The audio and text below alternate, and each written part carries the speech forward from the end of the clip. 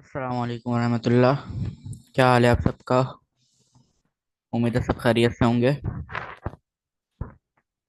Okay, सो हम class को start करते हैं। बाकी स्टूडेंट जैसे आते रहेंगे हम उनको ऐड कर लेंगे। मैं स्क्रीन शेयर कर देता हूँ। अच्छा, आज हम लोगों को बहुत सारी चीज़ें कवर करनी है, तो बिना टाइम वेस्ट किए मैं आ जाता हूँ जल्दी से बैच वन वाले फोल्डर में। और यहाँ पर आने के बाद एक न्यू फोल्डर बना लूंगा,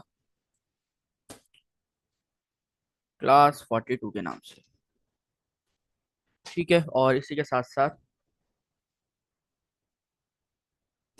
मैं CMD में आकर इसको ओपन विथ कोड कर लूंगा।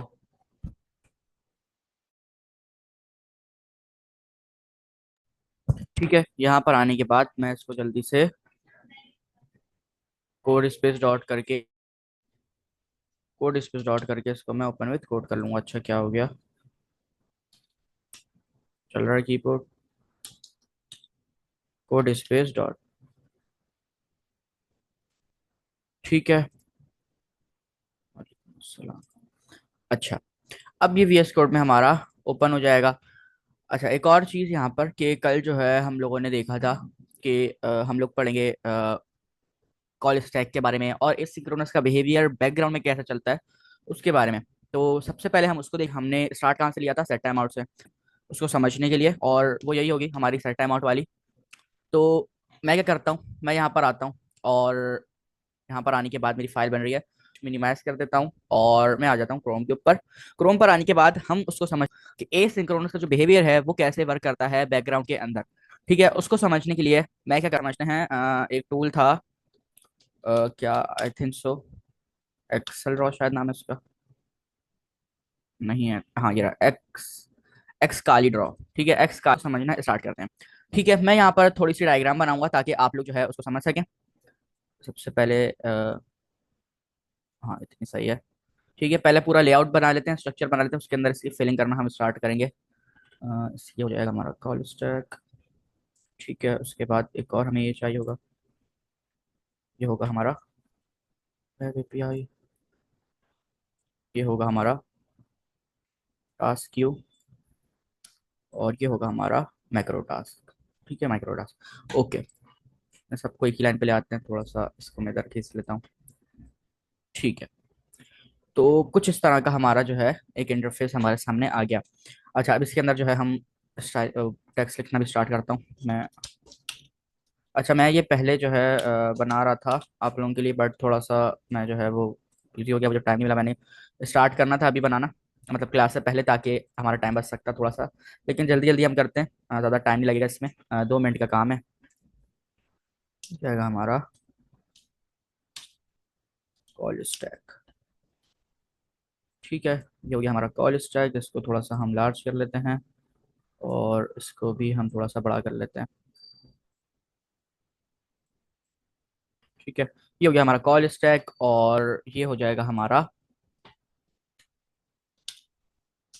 Web API। ठीक है, ये सारी चीज़ें क्या हैं, टेंशन नहीं लें, सब कुछ मैं बताता हूँ अभी। अभी मैं एक दफ़ा इसका लेआउट पूरा बना लूँ, फिर इसको हम प्रॉपर डिटेल में समझते हैं कि ये सारी चीज़ें क्या हैं। ठीक है, अभी सिर्फ आप लोग देखें कि जो है मैं जो लिख रहा हूँ उसके बारे में आप उसको देखें सिर्फ। ठीक है, ये होगा हमारा टास्क क्यू। एक और ये आता है, ये हो गया हमारा टास्क क्यू। और एक और टेक्स्ट आई होगा, लास्ट वाला हो जाएगा हमारा माइक्रो टास्क। ठीक है, ये हो जाएगा हमारा माइक्रो टास्क क्यू। ओके, तो अब ये सारी चीज़ें क्या हैं, इन सारी चीज़ों को हम जो है बहुत डिटेल में समझते हैं। पहले थोड़ा सा इसको हम सेट कर लें, जो इनके एक्चुअल कलर होते हैं ना बैकग्राउंड में, वो भी मैं आप लोगों को यहाँ पर सेट कर देता हूँ ताकि थोड़ा सा हमारा कोड जो है वो सही से लगे और हमें चीज़ों का समझ में आए। मैं इसको थोड़ा सा इधर ले आता हूँ ताकि स्पेस बच सके यहाँ पर और हम चीज़ों को थोड़ा सा समझ सकें। अच्छा, मुझे एक और एरो चाहिए होगा, या चले टेक्स्ट लिख लेते हैं। और ये होगा हमारा event loop. Event loop. Okay, तो ये एरो अगर मुझे मिल जाए, राउंड सा एरो हो ना ये थोड़ा सा। हाँ ठीक है,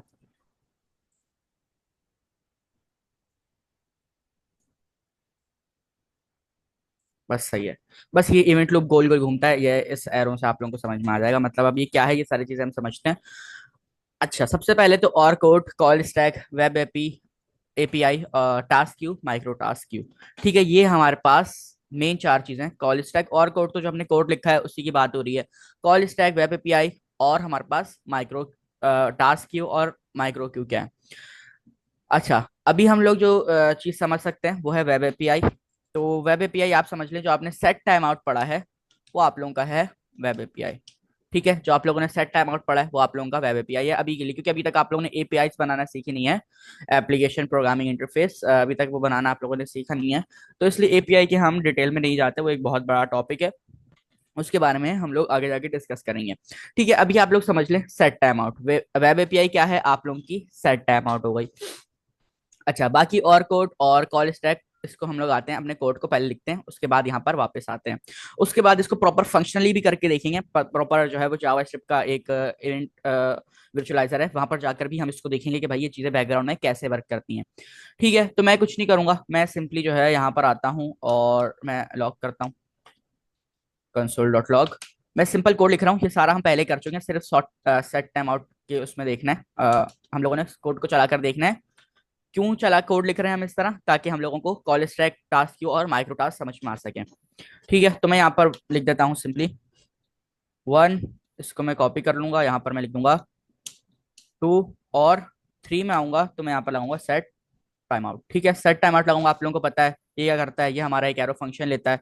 तो मैं यहाँ पर आकर इसके अंदर एक एरो फंक्शन लगाऊंगा और कंसोल डॉट लॉग 3 करा दूंगा। ठीक है, और उसके बाद आकर यहाँ पर मैं एक और लॉग कराता हूँ, लॉग, और इसके अंदर मैं लिख देता हूँ 4, और यहाँ पर हम इसको कर देते हैं 5। ठीक है, बस सिंपल सा मैंने यहाँ पर कोड लिखा है, इसमें किसी को भी कंफ्यूजन नहीं होगी। आप लोगों को पता है इसका आउटपुट क्या होगा, 1 2 4 5 3। ठीक है। अच्छा, इसके अंदर हमें टाइम भी सेट करना होता है, तो यहाँ पर हम टाइम भी सेट कर देते हैं। इसको मैं कहता हूँ कि 4 सेकंड बाद जो है ये चलेगा। अब 4000 लिखा है, इसका मतलब आप लोगों को पता है कि हमारा जो है ये मिली सेकंड के अंदर टाइम कंज्यूम करता है।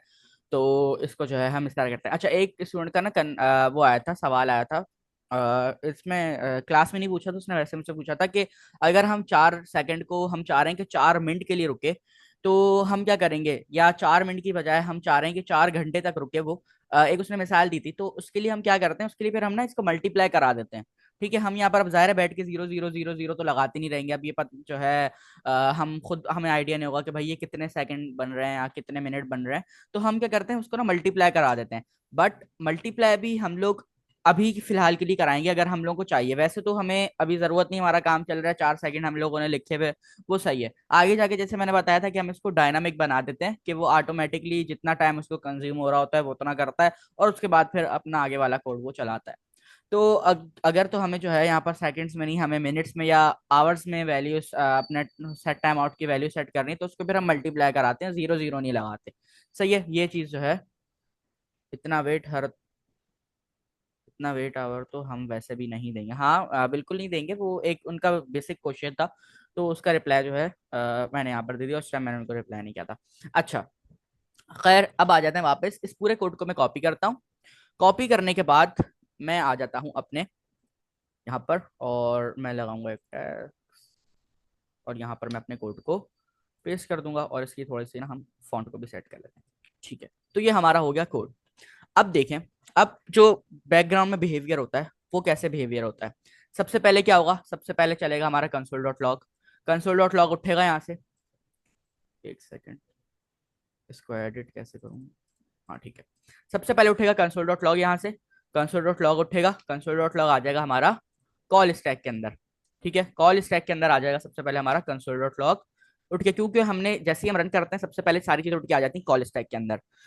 हमने सबसे पहले क्या रखा हुआ था, हमने सबसे पहले रखा हुआ था अपना कंसोल डॉट लॉग 1। तो सबसे पहले क्या चलना था, सबसे पहले टास्क क्या था उसका, कंसोल डॉट लॉग 1 को प्रिंट कराना। तो सबसे पहले वो उठेगा, 1 में आ जाएगा, 1 में आया, चला, और वो चले गया, चल गया, हमें प्रिंट उसने दिखा दिया। उसके बाद हमारा उठेगा console dot log 2। Console dot log 2 उठेगा।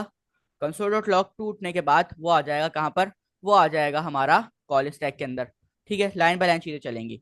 कॉल स्टैक के अंदर हमारा आ जाएगा, और हमें प्रिंट करवाने के बाद, 2 प्रिंट होने के बाद वो वापस हमारा चले जाएगा। अच्छा, उसके बाद आ जाता है हमारे पास सेट टाइम आउट। अब सेट टाइम आउट का क्या होगा, ठीक है, सेट टाइम आउट में हमें पता है कि उसको टाइम लगेगा। तो वो जैसे ही हमारा आएगा, जैसे ही हमारा वो इधर कॉल स्टैक के अंदर आएगा, वो बोलेगा यार इसमें तो हमारा 4 सेकंड लग रहे हैं, तो मैं क्या करूंगा। अब ये पूरा सेट टाइम आउट कॉपी नहीं हुआ, 1 सेकंड। वो क्या करेगा, set time out call stack में लेकर आएगा। ठीक है, जो भी चीजें हमारी चलनी होती है वो सारी कॉल स्टैक में आती हैं। सही, ये चीज आप सबसे पहले समझें, कॉल स्टैक क्या है। कॉल स्टैक वो है जिसमें हमारी सारी चीजें चलनी है। ठीक है, सारा कोड जो हमारा आता है वो कॉल स्टैक के अंदर जमा होता जाता है। ठीक है, अच्छा, जैसे ही हमारा कॉल स्टैक के अंदर ये सेट टाइम आउट आया, पहले कंसोल डॉट वन आया, उसमें कुछ भी टाइम नहीं था, उसने फॉरन फॉरन वो प्रिंट कराया, टू वन प्रिंट कराया, फिर टू प्रिंट कराया। उसके बाद थ्री के अंदर आ गया सेट टाइम आउट। उसने कहा यार यहाँ पर तो जो है पूरा सेट टाइम आउट आया, तो इसमें तो टाइम लगेगा, और मुझे आगे हमारे पास पेंडिंग टास्क भी पड़े हुए हैं। पेंडिंग टास्क है कि 4 प्रिंट कराना और 5 प्रिंट कराना है। तो ए सिंक बिहेवियर क्या करेगा, ए सिंक बिहेवियर देखिएगा कि यार ये वेब एपीआई है। वो क्या करेगा, वो सबसे पहले जाएगा वेब एपीआई के पास, वो चेक करेगा कि यार ये वेब एपीआई है। तो वो देखेगा हाँ यार सेट टाइम आउट तो हमारा वेब एपीआई है। और और भी बहुत सारी एपीआई होती हैं, वो हम आगे जाके देखेंगे। तो वो उसको क्या करता है, सबसे पहले भेजता है वेब एपी में। फिर वेब एपी में चले गया, वेब एपी में आने के बाद वो आ जाता है हमारा टास्क क्यू के अंदर। ठीक है, टास्क क्यू के अंदर आकर वो स्टॉप हो जाता है। जब तक पीछे बैकग्राउंड में क्या हो रहा था, बैकग्राउंड में वो 4 प्रिंट कराता है, 5 प्रिंट कराता है, और उसके बाद वो साइड पर चले जाता है। अच्छा, जब तक ये हमारा प्रोसेस हो रहा था, वो टास्क क्यू में आता है, टास्क क्यू में आके देखता है अच्छा 4 सेकंड रुकना है, वो 4 सेकंड के लिए रुकता है और उसको माइक्रो टास्क क्यू में भेज देता है। माइक्रो टास्क क्यू क्या कहता है, माइक्रो टास्क क्यू ये हमारा कंफर्म करता है कि जब तक हमारा बाकी सारा कोड नहीं चलता, जब तक वो इसको प्रिंट नहीं कराता। ठीक है, जैसे ही हमारा ये सारा कोड यहाँ पे खत्म हो गया, उसने कहा यार अब तो कोई टास्क नहीं बचा, तो फिर अब वो इसको प्रिंट करा देगा। अच्छा, अब आप लोगों ने जब पढ़ा था तो आप लोगों ने देखा था कि जैसे ही 4 सेकंड पूरे हो रहे थे, वो उसको प्रिंट करा रहा था। जैसे अगर मैं यहाँ पर आऊं और अगर इसको मैं थोड़ा सा बढ़ा दूं, या जैसे एक और सेट टाइम आउट लगा देता हूं मैं यहाँ पर,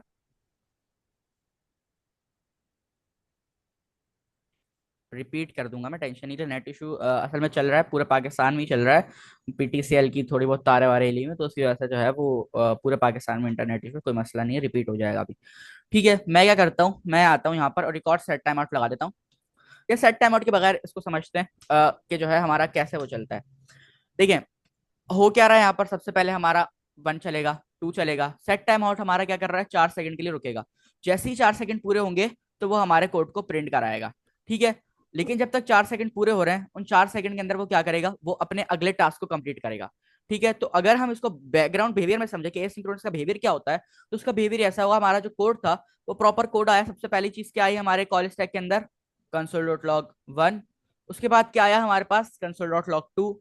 उसने देखा भाई इन दोनों में कोई भी हमारे पास डिले विले नहीं है, तो हम इसको इजीली चला सकते हैं। ठीक है, उसने कॉल स्टैक के अंदर उसको लेकर आया, 1 आया सबसे पहले, फिर 2 आया, उसने चलाया। फिर जैसे ही सेट टाइम आउट आया, सेट टाइम आउट जैसे ही हमारा कॉल स्टैक के अंदर आया, तो उसमें क्या हुआ, उसने देखा यार इसमें तो हमारा ये वेब एपीआई है, तो इसको मैं क्या करता हूँ, इसको मैं वेब एपीआई के पास भेज देता हूँ और इसको कहता हूँ कि तुम संभालो कॉल स्टैक। मैं जो है इसको, मुझे नहीं समझ में आती ये बात, मैं इसको वेब एपीआई के पास, वेब एपीआई क्या करता है, वेब एपीआई चेक करता है कि यार क्या ये एसिंक कोड यहाँ पर लिखा हुआ है या कोई ऐसी चीज है जो मेरे से रिलेट करती है। तो वो बोलेगा हाँ हमारे पास जो है कुछ इस तरह का है, तो वो उसको भेज देगा टास्क क्यू के अंदर। टास्क क्यू चेक करेगा कि भाई इसके अंदर कितना टाइम हमें डिले चाहिए और कितना टाइम रुकना है। टास्क क्यू के अंदर उसने चेक कर लिया कि भाई ये सारी चीजें, हमारा जो है एसिंक कोड भी है, ये सेट टाइम आउट हमारा वेब एपीआई भी है, और हमें 4 सेकंड के लिए रुकना है। जैसे ही वो ये चेक करेगा, वो उसको भेज देगा माइक्रो टास्क के अंदर, माइक्रो टास्क क्यू के अंदर वो उसको भेज देगा। अब माइक्रो टास्क की मेक श्योर करेगा कि जैसे ही 4 सेकंड पूरे होते हैं, वो उसको वापस भेज देगा कॉल स्टैक के अंदर, और फिर हमारा जो इवेंट है वो हमारा चल जाएगा। इवेंट से मतलब जो हमारा सेट टाइम आउट है वो हमारा प्रिंट हो जाएगा। अच्छा, जब ये प्रिंट, जब तक ये प्रिंट हो रहा है, जब तक 4 सेकंड रुक रहा है, उससे पीछे कॉल स्टैक हमारा काम कर रहा है। कॉल स्टैक क्या प्रिंट करा रहा है, जो उसके पास अदर टास्क है। अदर टास्क क्या है, 4 प्रिंट कराने के अदर टास्क है, उसको 4 प्रिंट कराने का और 5 प्रिंट कराने का। ठीक है, तो वो हमारा पीछे चल रहा है कॉल स्टैक के अंदर। जब तक ये सारी चीजें हो रही थी, सेट टाइम आउट गया, वेब एपीआई पे चेक करना, टास्क क्यू में, माइक्रो टास्क के पास आया, जब तक सारी चीजें हमारी पीछे कॉल स्टैक के अंदर चल रही थी। ठीक है, तो ये होता है हमारे पास task queue, micro task queue और वेब एपीआई। जी पूछे। अगर हमारा सिंक्रोनस कोड है तो वो सिर्फ और सिर्फ जो है वो आपने आवर कॉल कोड लिखा है, स्टैक में आएगा, ये सिर्फ कॉल कॉल स्टैक। स्टैक में ही हाँ, जाएगा और बस, हाँ वो कॉल स्टैक में आएगा, और वो उस हिसाब से फिर हमारा और प्रिंट चलेगा। होता रहेगा। हाँ, और प्रिंट होता रहेगा। एसिंक्रोनस है तो फिर अगर सेट टाइम आउट है तो फिर वो सारा ये वेब हाँ, एपीआई फिर टास्क क्यू, वो फिर माइक्रो टास्क क्यू, और हाँ उसके बाद बिल्कुल, इवेंट लूप के बाद लास्ट में वो आएगा। बिल्कुल ठीक है। ऐसा ही है, ऐसा ही है। ठीक है, तो ये हमारे पास चल रहा होता है, इसका बिहेवियर होता है। अच्छा, अब आ जाते हैं, इसको हम जो है समझते हैं जावास्क्रिप्ट की विजुअलाइजेशन से। अच्छा, मुझे उसकी वेबसाइट का प्रॉपर नाम तो याद नहीं है। हाँ ये रहा, विर्चुअलाइजर, विर्चुअलाइजर, हाँ ठीक है। सबसे पहला लिंक आ रहा होगा, आप अपने पास भी ना इसको चला कर देख सकते हैं। आप सिंपली सर्च करेंगे जावा स्क्रिप्ट वर्चुअलाइजर, तो आपके पास जो है सबसे पहले ही आ जाएगा। जावा स्क्रिप्ट का जेएसवी वालों ने खुद बनाया हुआ है, तो आ जाएगा आप लोगों के पास खुद ही। ठीक है, आप इसको ओपन करेंगे तो आपके सामने कुछ इसी तरह का इंटरफेस आएगा जो अभी हमने अपनी इस डायग्राम में समझा है। ठीक है, तो अच्छा ये थोड़ा सा लोड होगा। ठीक है, लोड हो गया। अच्छा, इसको मैं यहाँ से पूरे कोड को खत्म कर देता हूँ। ये 8 बाय डिफॉल्ट कोड दिया हुआ होता है इन्होंने समझाने के लिए, फंक्शन ये लॉग ये समझाने के लिए ना दिया हुआ होता है। तो इसको आप लोग हटा दीजिएगा सिंपली। ठीक है, मैं भी इसको हटा देता हूँ।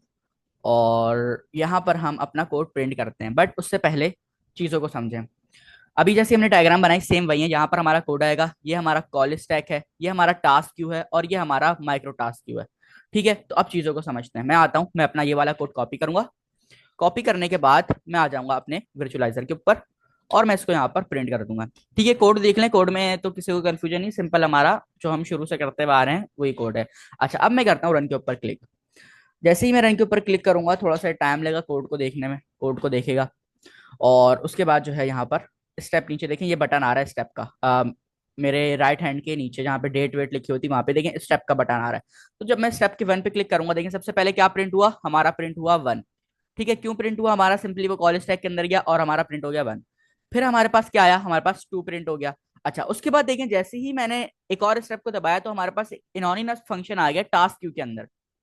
ठीक है, हमारा एनोनिमस फंक्शन आ गया किसके अंदर, टास्क क्यू के अंदर। ठीक है, उसने क्या किया, उसको अपने अंदर सेट कर लिया। अच्छा, अब जैसे ही मैं इसको एक और दफा दबाता हूँ, हमारे पास क्या प्रिंट हुआ, हमारे पास 4 प्रिंट हुआ। वो टास्क क्यू के अंदर उसका बैकग्राउंड में काम चल रहा है, वो देख रहा है भाई कि ये हमारा कितने सेकंड रुकना है, क्या चीजें हैं, ये सारी चीजें। ठीक है, उसके बाद हमारे पास क्या हुआ, 4 प्रिंट हुआ। 4 प्रिंट होने के बाद 5 प्रिंट हुआ। और उसके बाद मैंने जैसे ही एक और दफा दबाया स्टेप, तो वो हमारे किस में आ गया, वो आ गया हमारे पास कॉल स्टैक के अंदर। ठीक है, कॉल स्टैक के अंदर आया। और अब जब मैं इसको प्रिंट कराऊंगा तो यहाँ पर देखें कि हमारा 3 जो है वो प्रिंट हो रहा है।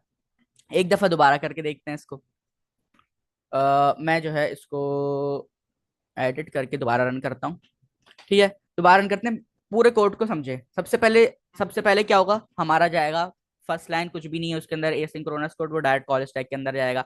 तो जब डायरेक्ट कॉल स्टैक के अंदर जाता है तो वो हमें डायरेक्ट प्रिंट कराता है। जैसे ही मैं स्टेप के ऊपर क्लिक करूंगा तो वो क्या करेगा, वो हमारा जो है ये देखें यहाँ पे स्टेप्स लिखे हुए भी हैं।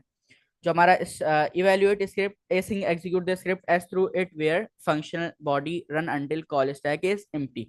ठीक है, वो जो है क्या करेगा, मतलब अच्छा ये तो इवेंट लूप का बताया हुआ है। इवेंट लूप मैंने आप लोगों को बताया कि वो बार बार ऐसे ही करता रहता है, तो यहाँ पर भी उसी की बात की जा रही है कि वो बार बार एग्जीक्यूट करता रहेगा जब तक हमारा कॉल स्टैक एम्प्टी नहीं हो जाता, खाली नहीं हो जाता, जब तक वो हमारा चलता रहेगा, कॉल स्टैक चलता रहेगा। ठीक है, इवेंट लूप भी पीछे रन करता रहेगा। इवेंट लूप का काम है कॉल स्टैक को चलाना, तो वो हमारा चलता रहेगा। अच्छा, जैसे ही मैंने दोबारा स्टेप के ऊपर क्लिक किया तो उसने क्या किया, हमारा 2 प्रिंट करा के दिया। ठीक है, 2 प्रिंट हुआ। 2 प्रिंट होने के बाद हमारा एक एनोनिमस फंक्शन चलेगा किसके अंदर, टास्क क्यू के अंदर। अगर हम अपने कोड में देखें तो हमारे पास एक एनोनिमस फंक्शन बना हुआ है। देखें इसका कोई नाम नहीं है यहाँ पर। सेट टाइम आउट के अंदर जो हमने एक एरो फंक्शन बनाया, ऐसा कोई नाम नहीं है। तो जिस फंक्शन का कोई नाम नहीं होता उसको हम क्या कहते हैं, एनोनिमस। ठीक है, तो हमारा टास्क क्यू के अंदर वो हमारा चलेगा। अच्छा, बैकग्राउंड में सारी चीजें चल रही हैं। 4 प्रिंट हुआ, 5 प्रिंट हुआ। Run all micro task. ठीक है, रन ऑल माइक्रो टास्क, अब ये चलेगा। देखिए मैंने स्टेप के ऊपर क्लिक किया बट यहाँ पर कुछ शो नहीं हो। इसका क्या मतलब है कि हमारा अब सारी चीजें किस में चले गई हैं, माइक्रो टास्क क्यू के अंदर। जैसे ही मैंने माइक्रो एक और दफा स्टेप दबाया तो आप देखें कॉल स्टैक के अंदर हमारा एनोनिमस फंक्शन आया। क्यों आया, क्योंकि आगे कोई भी हमारे पास टास्क कॉल स्टैक के अंदर नहीं था। ठीक है, तो जब हमारे पास कॉल स्टैक एम्प्टी हो जाता है तो हमारे पास टास्क क्यू की सारी वैल्यूज उसके अंदर आ जाती हैं। और उसके बाद जैसे ही मैंने नेक्स्ट स्टेप को क्लिक किया तो हमारे पास 3 आ गया। ठीक है, हमारे पास देखें 3 हमारे पास यहाँ पर शो हो गया। तो ये होता है हमारे पास बैकग्राउंड बिहेवियर। अच्छा, इसको इतना डीप डाउन अभी जानने की आप लोगों को नीड नहीं है। उसकी वजह यह है कि जो है आप लोगों को बस एसिंक्रोनस कोड का पता होना चाहिए क्या है। ये जो बिहेवियर है, माइक्रो टास्क क्यू, ये सारी चीजें आप लोगों को एक हद तक पता होनी चाहिए। मतलब अगर आप इसके अंदर घुस जाएंगे ना तो ये एक अलग समंदर है ये। आप जो है फिर आपको इसके लिए डेटा स्ट्रक्चर एंड एल्गोरिथम पढ़ना पड़ेगा। उसके अंदर जो है हमारे पास ट्रीज आ जाती हैं, बहुत सारी चीजें हैं उसके अंदर। तो वो एक बिल्कुल ना एक अलग चीज है। तो आप लोगों को बैकग्राउंड बिहेवियर पता होना चाहिए कि भाई ये बैकग्राउंड में कैसे वर्क करता है। सबसे पहले हमारा कॉल स्टैक के अंदर सारा कोड जाता है। कॉल स्टैक देखता है कि भाई ये सिंक्रोनस है या नहीं, सिंक्रोनस है या नहीं है। तो जैसे ही वो उसको पता लगता है कि यार ये तो मुझे समझ में नहीं आ रहा, ये शायद एसिंक्रोनस होगा, तो वो सबसे पहले भेजेगा किसके पास, वेब एपीआई चेक करेगा। वेब एपीआई यार हाँ ये जो है हमारा कुछ इस तरह से मिलता जुलता है, तो वो किस में पास आ जाएगा, टास्क क्यू के अंदर। ठीक है, टास्क क्यू में आएगा, टास्क क्यू देखेगा, टास्क क्यू देखने के बाद वो आ जाएगा माइक्रो टास्क क्यू के अंदर माइक्रो टास्क का जो है वो क्या काम होता है, जब सारे कॉल स्टैक चल जाएं, कॉल स्टैक एम्प्टी हो जाए, तो माइक्रो टास्क की सारी चीजें चल जाती हैं। ठीक है, तो वो फिर क्या करेगा, वो हमारा फिर micro task Q call stack में भेजेगा हमारे सिंक्रोनस कोड को, और कॉल स्टैक का काम आप लोगों को पता है कि वो सारे कोड को प्रिंट करवाता है। तो ये होता है हमारा बैकग्राउंड के ऊपर एसिंक्रोनस कोड का बिहेवियर। किसी को कोई कंफ्यूजन? ओके, तो मुझे उम्मीद है आप लोगों को बिहेवियर समझ में आ गया होगा। अब आगे बढ़ते हैं अपनी क्लास की तरफ। अब हम लोगों को बहुत सारी चीजें और कवर करनी है। नो नो, क्या नो, नहीं समझ में आया?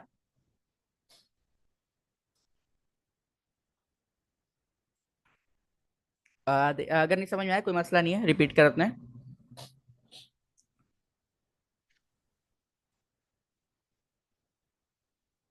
ओके, नो कंफ्यूजन, क्लियर है। ओके, जबरदस्त, ठीक है।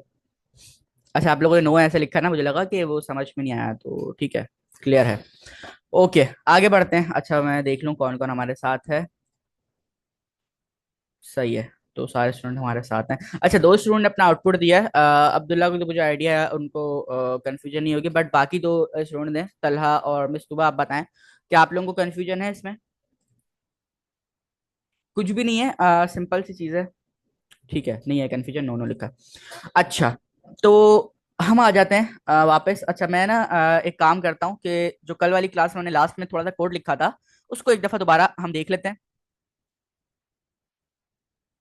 कोई कंफ्यूजन नहीं, क्लियर है सब, अल्हम्दुलिल्लाह, जबरदस्त, ठीक है। तो उसको एक दफा हम देख लेते हैं, और उसके बाद फिर जो है हम आगे बढ़ते हैं, क्योंकि अभी एसिंक्रोनस के अंदर बहुत सारी चीजें हैं। अच्छा, एसिंक्रोनस के अंदर आई थी, मतलब कि जो है पहले क्या होता था, सबसे पहले ही हमारे पास आई थी 50 सीसी बाइक आई थी, वो पास आती थी उसकी बहुत। तो 50 सीसी आई थी, उसके बाद आहिस्ता से 70 सीसी आई। 70 सीसी आने के बाद फिर क्या हुआ, फिर जो है हमारे पास 110 आगे, ऐसे तरह 390, फिर आगे 1000 सीसी तरह आती रही। ठीक है, 4000 सीसी, इस तरह हमारे पास रेवोल्यूशन होती रही। इसी तरह ना हमारे पास जावास्क्रिप्ट के अंदर एसिंक्रोनस के अंदर भी जो है रेवोल्यूशन होती है। सबसे पहले हमारे पास आया set time out, set time out के बाद हमारे पास आया call back functions, call back functions के बाद हमारे पास प्रोमिसेस आया, प्रोमिसेस के बाद एसिंग, एसिंग अवेट आया। तो रेवोल्यूशंस होती रही। अब आप लोगों ने देखा होगा कि बाइक जो है वो कोई अभी भी 50 सीसी भी चलाती हैं, जो दूध वाले होते हैं वो अभी भी 50 सीसी चला रहे होते हैं, और कुछ जो है वो 70 सीसी चला रहे होते हैं, कुछ 110 चला रहे होते हैं, कुछ 150 चला रहे होते हैं, और कुछ उससे आगे फिर जो है 390 सीसी और इस तरह की बाइक चला रहे होते हैं। तो वो उनकी अपनी चॉइस होती है कि वो किस में ज्यादा कंफर्टेबल है, वो चलाते हैं, जो है उनकी रेंज वगैरह में, और वो जिसमें कंफर्टेबल है उसमें वो चलाते हैं। तो इसी तरह ना इसके अंदर भी है कि जो कंपनीज जिस कोड के अंदर, मतलब जिस टॉपिक के अंदर जो है वो सेट है, जिसमें कंफर्टेबल उनको लगता है कि यार ये हमारा ज्यादा अच्छा काम कर रहा है, तो वो यूज करते हैं। इसीलिए आप लोगों को सारी चीजें पता होनी चाहिए कि कहाँ से स्टार्ट हुआ है सिंक्रोनस, कहाँ से जाके कहाँ पे खत्म हुआ, लेटेस्ट कौन सी चीज अभी आई है जो यूज हो रही है, और सारी चीजें पता होनी चाहिए। तो कुछ कंपनीज अभी भी जो है वो सेट टाइम आउट लगा लगा के सिंक्रोनस कोड बनाती हैं। कुछ कंपनीज अभी जो है वो कॉल बैक फंक्शन लगा लगा के जो है वो अपना एसिंक्रोनस कोड बनाती हैं, और कोड चल भी रहा है। ऐसा नहीं कॉल बैक फंक्शन का काम खत्म हो गया, कॉल बैक फंक्शन चल भी रहा है, बट इसका एक बहुत बड़ा जो है वो ड्रॉप डाउन कह लें, या एक बहुत बड़ा डिसएडवांटेज है इसको यूज करने का, वो अभी हम डिस्कस करते हैं। अच्छा, कुछ कंपनीज अभी हमारा प्रोमिसेस यूज कर रही हैं, और सबसे, अगर हम एवरेज की बात करें तो सबसे ज्यादा प्रोमिसेस यूज होता है। उसके बाद फिर हमारे पास एसिंग अवेट यूज होता है, उसके बाद हमारे पास कॉल बैक, और फिर सेट टाइम आउट। सबसे कम सेट टाइम आउट यूज होता है, क्योंकि जाहिर है आपने देखा होगा सबसे कम कौन सी बाइक यूज नजर आती है आप लोगों को, 50 सीसी सबसे कम नजर आती है, और उसके बाद फिर आप लोग 70 सबसे ज्यादा नजर आती है। 70 आप समझ लेंगे प्रॉमिस है, और उसके बाद 110 और आगे फिर जितनी चीज जितनी बाइक्स हैं वो आप लोगों को नजर आती हैं। तो इसी तरह जो है इसमें भी होता है कि जो है हमारे पास कुछ चीजों के ड्रॉप ड्रॉप डाउन भी हैं। 50 सीसी का ये ड्रॉप डाउन था कि वो सिर्फ 50 तक जाती थी। और इसी तरह सेट टाइम आउट का ये है कि वो जो है हमारा बहुत ज्यादा लेंदी कोड करता है और समझने में मुश्किल होता है। कॉल बैक की भी कुछ ड्रॉप आउट हैं, ड्रॉप वो हैं, क्या कहते हैं, डिसएडवांटेज हैं, और प्रोमिस की भी कुछ डिसएडवांटेजेस हैं। तो वो सारी चीजें हम जो है बहुत डिटेल में देखने वाले हैं, बल्कि अभी देख रहे हैं, देखने वाले क्या हैं। तो ये सिर्फ आप लोगों को बताने के लिए था कि जैसे जैसे रेवोल्यूशन होती, जैसे जैसे हमारा न्यू एरा आता गया, वैसे वैसे अपग्रेशन होती रही हैं। ठीक है, तो ऐसा नहीं है कि ये कॉल बैक फंक्शन यूज नहीं हो रहा है, या हमारा सेट टाइम आउट यूज नहीं हो रहा है, सब यूज हो रहा है। जिस जो कंपनी जिस टॉपिक में, जिस सिंटेक्स में जो है वो कंफर्टेबल है, वो यूज कर रही है। ठीक है, बट एक एवरेज अगर बात बताऊं तो सबसे ज्यादा प्रोमिस यूज होते हैं, और प्रोमिस को भी हम लोग पढ़ने जा रहे हैं। लेकिन उससे पहले हम वापस आ जाते हैं अपने जो हमने कल देखा था। क्या देखा था कल हमने? Call back functions with, comment में लिख लेता हूँ मैं, call back functions with arguments. ठीक है, कॉल बैक फंक्शन देखे थे हमने विद आर्गुमेंट्स। थोड़ा सा इसको रिपीट करते हैं। देखें यहाँ पर क्या हो रहा है, मैंने एक फंक्शन बनाया सम के नाम से। अब देखें आप लोगों में से सिर्फ मिस मारिया ने और तलहा ने फंक्शंस की प्रैक्टिस करके भेजी थी, मतलब मिस मारिया ने तो कॉल बैक फंक्शंस की भेजी थी प्रॉपर प्रैक्टिस करके। तो मैं बाकी सबसे भी कहूंगा कि वो प्रैक्टिस करें, तो वो शेयर करें। अगर आप प्रैक्टिस कर रहे हैं, घर पे कर रहे हैं, और मुझे पता है सब कर रहे होंगे, बट अगर वो करके शेयर नहीं कर रहे तो मुझे कैसे पता चलेगा?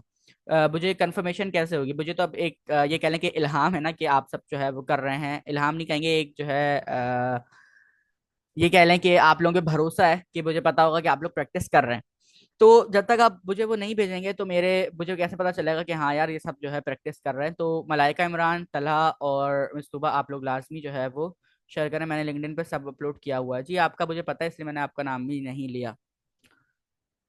अच्छा, तो मिस मारी ने शेयर कर दिया था। बाकी बचते कौन है हमारे पास? मलाइका इमरान, तलहा और मिस्तूबा। तो आप लोग ना प्रैक्टिस करके ग्रुप में लाजमी शेयर किया करें ताकि मुझे आइडिया हो जाए। जैसे तलहा ने जो है वो फंक्शंस भेजे थे, तो वेल डन तलहा, आपने फंक्शंस भेजे थे, मुझे बहुत अच्छा लगा देख के कि आपने फंक्शंस की जो है वो प्रिपरेशन की है।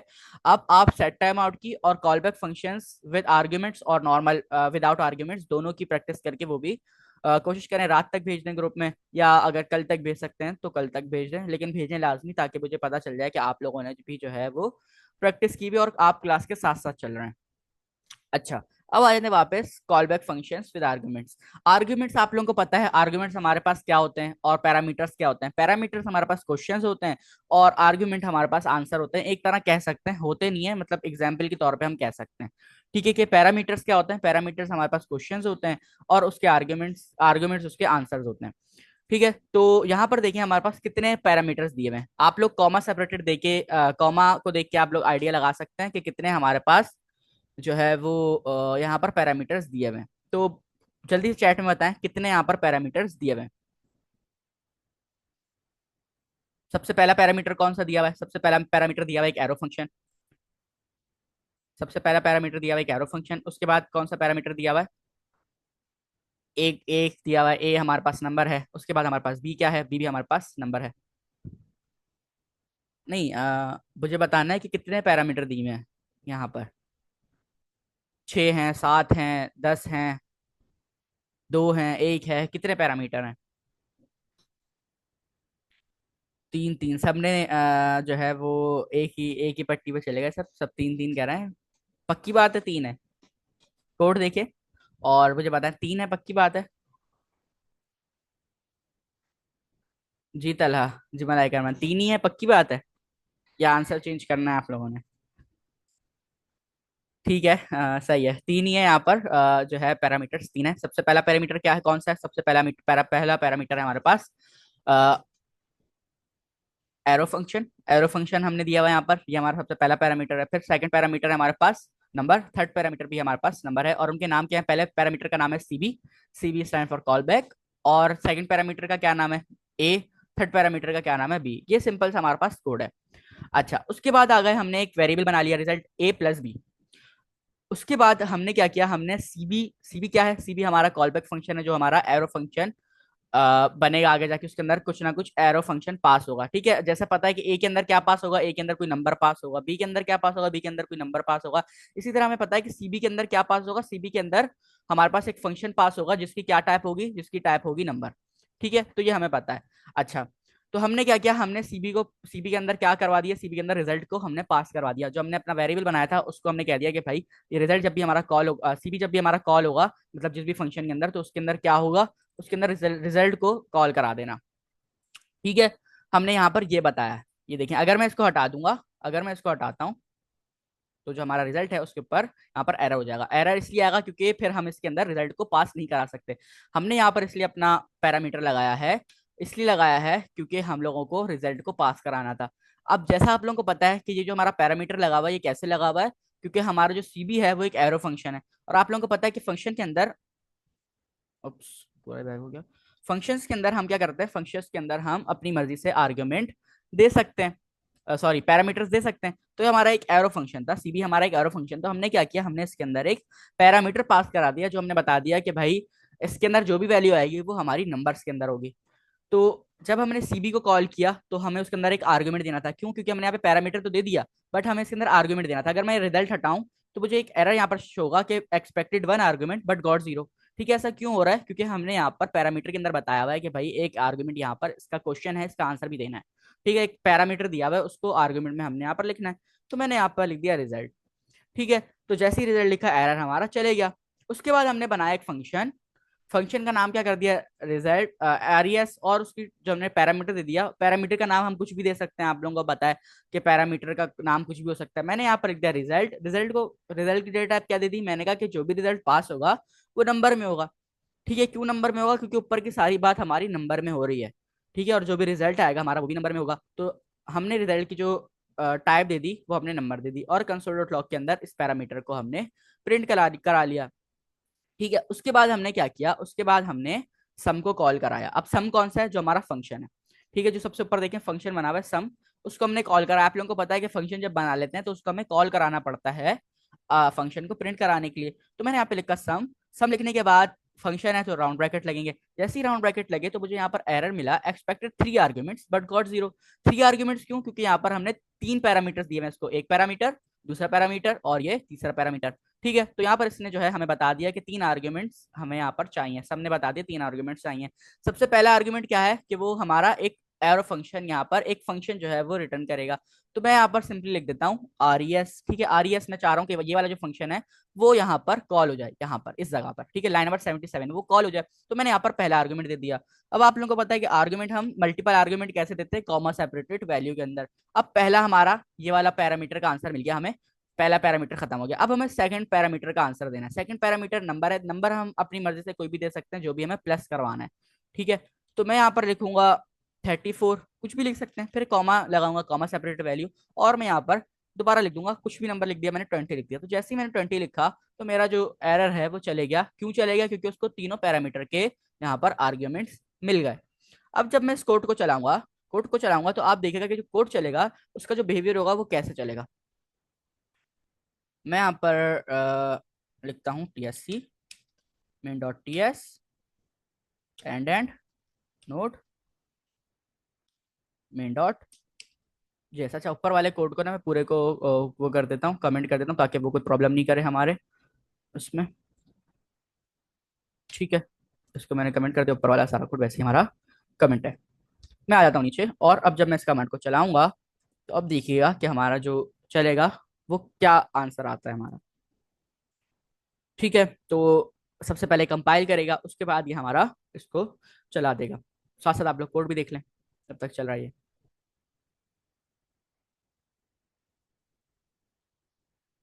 ये देखें, यहाँ पर क्या हुआ कि हमारा जो है वो रिजल्ट को हमने प्रिंट कराया था, तो हमारे पास क्या हुआ, 54 आंसर जो है वो शो हो गया। ठीक है, 34 और 20 को उसने यहाँ पर प्लस किया है, और हमारे पास 54 उसका जो आउटपुट था वो आ गया। ठीक है, तो ये हमारे पास थे call back function with arguments. अच्छा, हमारी ये वाला जो सेशन है खत्म होने में सिर्फ 1 मिनट रहता है, तो मैं आप लोगों के साथ नेक्स्ट लिंक शेयर कर रहा हूँ, उसमें सब आ जाएं, और उसमें फिर हम आगे अपने इसी टॉपिक को कंटिन्यू करते हैं। ठीक है, तो मैं ये वाला सेशन एंड कर रहा हूँ, मैं आप लोगों के साथ जो है वो नेक्स्ट सेशन का लिंक शेयर कर रहा हूँ। सब जल्दी से बिना टाइम वेस्ट किए उसमें आ जाएगा।